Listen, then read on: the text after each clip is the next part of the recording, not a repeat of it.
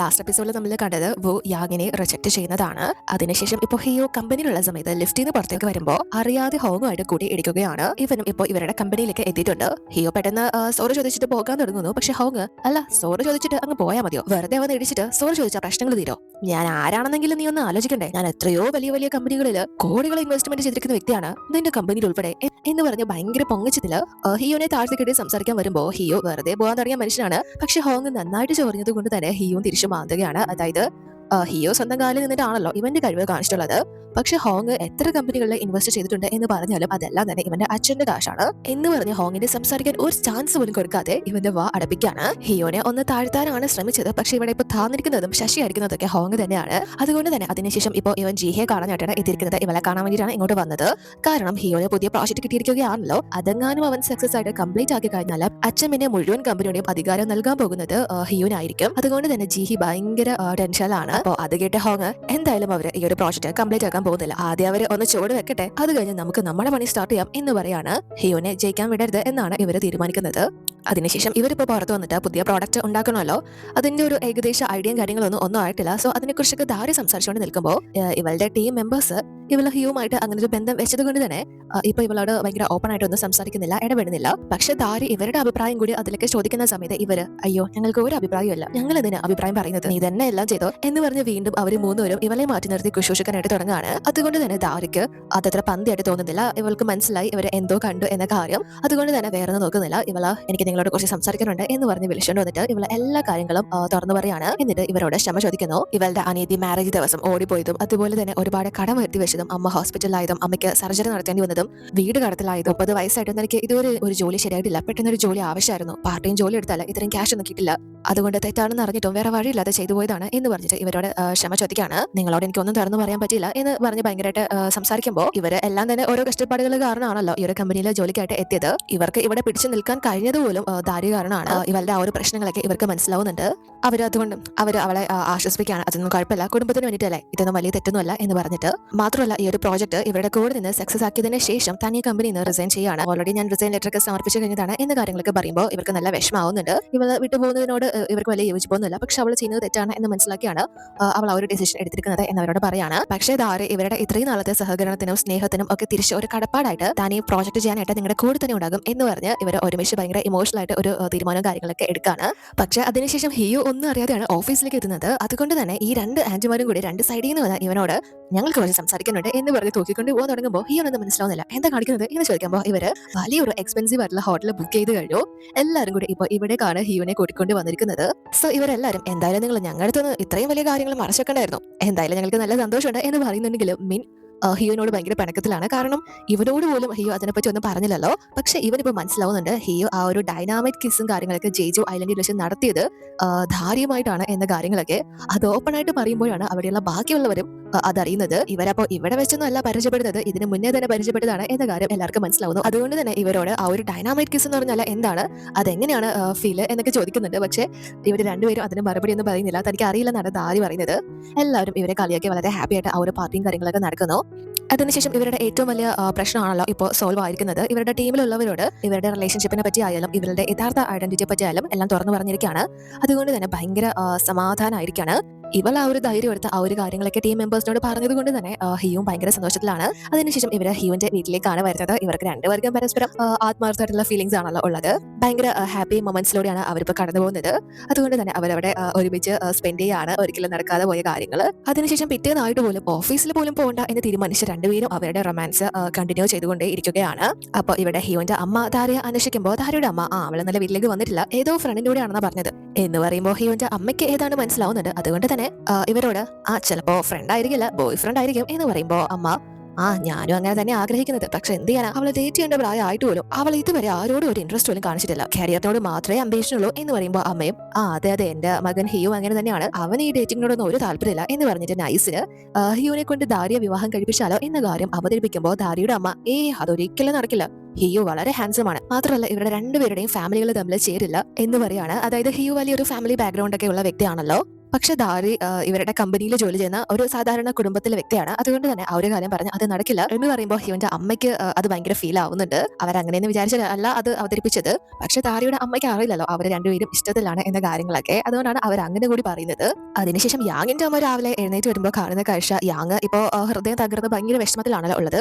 അതുകൊണ്ട് തന്നെ വെള്ളം അടിച്ച് പൂസായിട്ട് ഏതോ പാട്ടും കാര്യങ്ങളൊക്കെ പ്ലേ ചെയ്ത് കിടക്കുന്നതാണ്. ഇവളുടെ അമ്മയും അങ്ങോട്ടേക്ക് വന്ന് അവളുടെ ഫോൺ എടുത്ത് ഓഫ് ആക്കാൻ നോക്കുമ്പോഴാണ് അതിൽ പ്ലേ ആയിക്കൊണ്ടിരിക്കുന്നത് ഒരു വീഡിയോയാണ് എന്ന കാര്യം കാണുന്നത്. അതാണെങ്കിൽ യാങ് ഇന്നലെ ജോണിനോടൊപ്പം പെർഫോം ചെയ്യുന്ന ആ ഒരു സോങ്ങും കാര്യങ്ങളും ഒക്കെയാണ്. അമ്മയ്ക്കൊന്നും മനസ്സിലാവുന്നില്ല. പെട്ടെന്ന് തന്നെ ഇവളെ വിളിച്ചുണർത്തി ഇതാരാണ്, ആരുടെ കുട്ടിയാണ് എന്ന് ചോദിക്കുമ്പോൾ ഇവളും അത് ബുവിന്റെ മകനാണ് എന്ന് പറയുന്നു. അപ്പൊ ഇവര് അല്ല പുള്ളിക്കാരന്റെ മകന്റെ പരിപാടിക്ക് നീ പോകേണ്ട കാര്യം എന്താ എന്ന് ചോദിക്കുമ്പോൾ ഇവള് കാരണം എനിക്ക് പുള്ളിക്കാരനെ ഇഷ്ടമാണ്, അതുകൊണ്ടാണ് ഞാൻ മുന്നേ പറഞ്ഞില്ലേ എനിക്ക് ഒരാളെ ഇഷ്ടമാണെന്ന്, അത് പുള്ളിയാണ് എന്ന് പറയുമ്പോൾ അമ്മ അത് കേട്ട് ഭയങ്കരമായി ഷോക്കായി. നിനക്ക് എന്താ തലയ്ക്ക് ഭ്രാന്ത് പിടിച്ചോ, നിനക്ക് ഇത്ര ബോധമില്ലാതായി പോയി, എന്തിനാ അവനെയൊക്കെ പ്രേമിക്കാൻ പോയത് എന്ന് ചോദിക്കുമ്പോൾ ഇവള് പുള്ളിക്കാരൻ എന്താ കുഴപ്പം എന്ന് ചോദിക്കുന്നുണ്ടെങ്കിലും അമ്മ ഇവളെ നല്ലവണ്ണം തന്നെ അടിക്കുകയും ഇടിക്കുകയും ഒക്കെ ചെയ്യാണ്. ഒന്നാമത് ഇവളുടെ വിവാഹം ഉറപ്പിച്ചിരിക്കുകയാണ്. മാത്രമല്ല വു മാരീഡ് ആയിട്ടുള്ള വ്യക്തിയാണ്, കുട്ടിയുണ്ട്, ഒരു സാധാരണക്കാരനാണ്.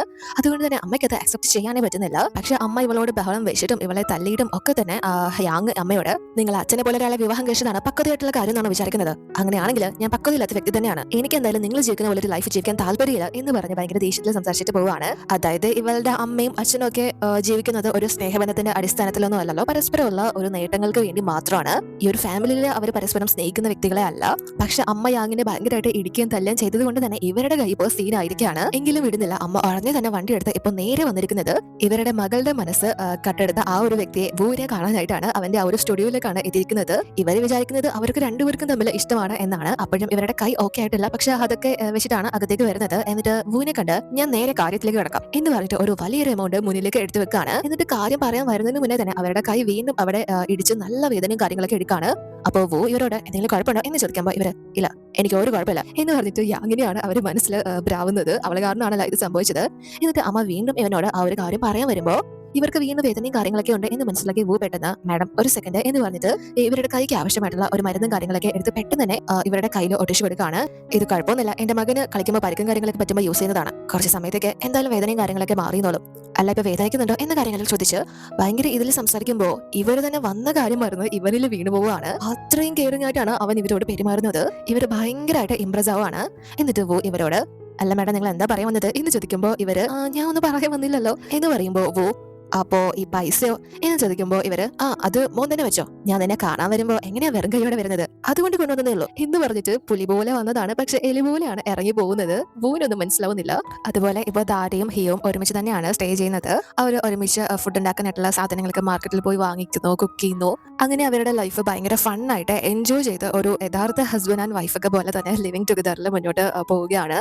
ദാരി ഇപ്പോൾ അവനോടൊപ്പം തന്നെയാണ് സ്റ്റേ ചെയ്യുന്നത്. അതിനുശേഷം പിറ്റേന്ന് ഇവിടെ യാങ്ങിന്റെ അമ്മ ഇവരുടെ ഹസ്ബൻഡിനെ കാണിക്കാനായിട്ട് ഇവരുടെ കൈ ശരിയായിട്ടില്ല ഇതുവരെ. അതുകൊണ്ട് തന്നെ അത് ഇയാളെ ഒന്ന് അറിയിക്കാനായിട്ട് പരമാവധി ഇവര് അവിടെ കിടന്ന് കോപ്രായങ്ങളിൽ കാണിക്കുന്നുണ്ട്. പക്ഷെ അയാൾ കണ്ട ഭാവം പോലും കാണിക്കുന്നില്ല. ആ സമയത്ത് ഇവർക്ക് യാങ് പറഞ്ഞ ആ ഒരു കാര്യമാണ് ഓർമ്മ വരുന്നത്. അച്ഛനെ പോലെ ഒരാളെ വിവാഹം കഴിച്ചതാണ്, നിങ്ങൾ പക്വതയായിട്ടുള്ള കാര്യം ഒന്ന് വിചാരിക്കുന്നുണ്ടോ എന്ന് ചോദിച്ചിരുന്നല്ലോ. അത് ഇവർക്കും ഇപ്പൊ ഏതാണ്ട് ശരിയായിട്ട് തോന്നുകയാണ്. അപ്പൊ ഇവരുടെ ഹസ്ബൻഡ് ഇയാൾക്ക് വെള്ളവും കാര്യങ്ങളൊക്കെ ഒഴിച്ചു തരാനായിട്ട് പറയാണ്. ഇവരും ആ ഒരു വയ്യാത്ത കൈ കൊണ്ട് തന്നെ കഷ്ടപ്പെട്ട് ഒഴിക്കാനായിട്ട് ശ്രമിക്കുമ്പോൾ ആ ഒരു ജഗ് ഇവരുടെ കയ്യിൽ നിൽക്കാതെ അത് എല്ലാം കൂടി താഴേക്ക് വീഴുകയാണ്. അത് തറയിൽ വീണ് ആ ഒരു വെള്ളവും കാര്യങ്ങളും എല്ലാം തന്നെ ഇയാളുടെ കാലിലോട്ട് തെറിക്കുന്നു. ഉടനെ തന്നെ ഈ ഒരു മനുഷ്യൻ ഭയങ്കരമായിട്ട് ഇവരോട് ദേഷ്യപ്പെട്ടാണ്. ഒരു വെള്ളം പോലും നിനക്ക് നേരെ കഴിക്കാൻ അറിയില്ല എന്ന് ചോദിക്കുമ്പോൾ ഇവര് എന്റെ കൈ വയ്യാതിരിക്കുക എന്ന് പറയുമ്പോൾ ഇയാൾ ഉടനെ ഒരു കൈ വയ്യെങ്കിൽ എന്താ നിനക്ക് മറ്റേ കൈയില്ലേ, അത് നിനക്ക് യൂസ് ചെയ്തൂടെ എന്ന് ചോദിച്ചിട്ട് പോവുകയാണ്. അത്രയും കെയറിംഗ് ആണ് ഒരു വൈഫിനോട് കാണിക്കുന്നത്. സോ ഇതിനേക്കാൾ എത്രയോ ബെറ്റർ ആയിരുന്നു ആദ്യമായിട്ട് കണ്ട ആ ഒരു ചെറുപ്പക്കാരൻ ഇവരോട് കാണിച്ച ആ ഒരു കെയറിംഗ് എന്നാണ് ഇവരിപ്പോ ചിന്തിക്കുന്നത്. ഇവർക്ക് തന്നെ ഇവരോട് പുച്ഛം തോന്നാണ്. അതിനുശേഷം ഇപ്പോൾ ഇവരുടെ ടീം സുപ്പീരിയേഴ്സിന് മുന്നിൽ ഇവരുടെ പ്രോജക്റ്റ് ആയിരുന്നല്ലോ പുതിയൊരു പ്രോഡക്റ്റ് കണ്ടെത്തണം എന്നത്, അതിന്റെ ഒരു ഡെമോയും കാര്യങ്ങളൊക്കെ ഇവർക്ക് മുന്നിൽ കാണിക്കുകയാണ്. പക്ഷെ ആ ഒരു സംഭവം ഓൾറെഡി തന്നെ മാർക്കറ്റിൽ അവൈലബിൾ ആയിട്ടുള്ള ഒന്നാണ്. മാത്രമല്ല അത് കുറച്ച് ഹെവി ആയിട്ടുള്ള സംഭവമാണ്. പക്ഷെ ഇവർ ഉദ്ദേശിക്കുന്നത് അതല്ല, ഒരു സിമ്പിൾ ആയിട്ടുള്ള എവിടെയും കൊണ്ടു നടക്കാൻ പറ്റുന്ന അങ്ങനത്തെ ഒരു യൂസ്ഫുൾ ആയിട്ടുള്ള പ്രോഡക്റ്റ് ആണ്. അതുകൊണ്ട് തന്നെ ഇവരോട് പുതിയതായിട്ട് എന്തെങ്കിലും ട്രൈ ചെയ്യാനായിട്ട് ആ ഒരു ഓഫീസർമാർ പറയാണ്. അപ്പോൾ മദേഴ്സ് ടീമും അവരോട് നിങ്ങൾക്ക് എന്തെങ്കിലും ടിപ്പോ കാര്യങ്ങളൊക്കെ ഞങ്ങൾക്ക് പറഞ്ഞുതരാൻ പറ്റുമോ എന്ന് ചോദിക്കുമ്പോൾ ഇദ്ദേഹവും പെട്ടെന്ന് ഇവരോട് നിങ്ങൾക്ക് ഒരു ആശയം നന്നായി എന്ന് തോന്നിക്കഴിഞ്ഞാൽ അത് പെട്ടെന്ന് തന്നെ ഫോൺ എടുത്ത് റെക്കോർഡ് ചെയ്യുക. എപ്പോഴാണോ നിങ്ങൾക്ക് ഒരു ഐഡിയ സ്ട്രൈക്ക് ആവുന്നതെന്ന് നിങ്ങൾക്ക് പറയാൻ പറ്റില്ല. ചിലപ്പോൾ ആ ഒരു വോയിസ് പിന്നീട് നിങ്ങൾക്ക് കേൾക്കുമ്പോൾ നിങ്ങൾക്ക് പുതിയൊരു ആശയം തോന്നിയേക്കാം. അതുകൊണ്ട് തന്നെ നിങ്ങൾ റെക്കോർഡ് ചെയ്യുന്നത് നിങ്ങൾക്ക് ഭയങ്കര ഹെൽപ്ഫുൾ ആയി. എല്ലാ സ്റ്റെപ്പും നിങ്ങൾ റെക്കോർഡ് ചെയ്യണം, അതിന്റെ റിവ്യൂയും കാര്യങ്ങൾ എഴുതണം. അതിന് നിങ്ങൾക്ക് എന്തെങ്കിലും കാര്യങ്ങൾ കിട്ടാതിരിക്കില്ല എന്നൊരു കാര്യം പറഞ്ഞു കൊടുക്കുമ്പോൾ ഇവർക്കും അതൊരു നല്ല കാര്യമായിട്ട് ഫീൽ ആവുകയാണ്. അതുകൊണ്ട് തന്നെ ഇവരും ഇപ്പോൾ മാർക്കറ്റിൽ എത്തിയിട്ട് മാർക്കറ്റിൽ അവൈലബിൾ അല്ലാത്ത എന്നാൽ കുറച്ചുകൂടെ ഡിഫറെന്റ് ആയിട്ടുള്ള ഏതെങ്കിലും ഒരു ആശയത്തെ തേടി ഇറങ്ങിയിരിക്കുകയാണ്. എല്ലാവരും അവരവരുടേതായിട്ടുള്ള ഐഡിയയും കാര്യങ്ങളും ഒക്കെ തന്നെ ആ ഒരു ഓഫീസർ പറഞ്ഞതുപോലെ റെക്കോർഡ് ചെയ്യുന്നു. അതിനിടയ്ക്ക് ഒരു കുഞ്ഞിനെ അമ്മ ഒരു ബെൽറ്റിൽ ക്യാരി ചെയ്ത് കൊണ്ടുപോകുന്നത് ധാരി ശ്രദ്ധിക്കുന്നുണ്ട്.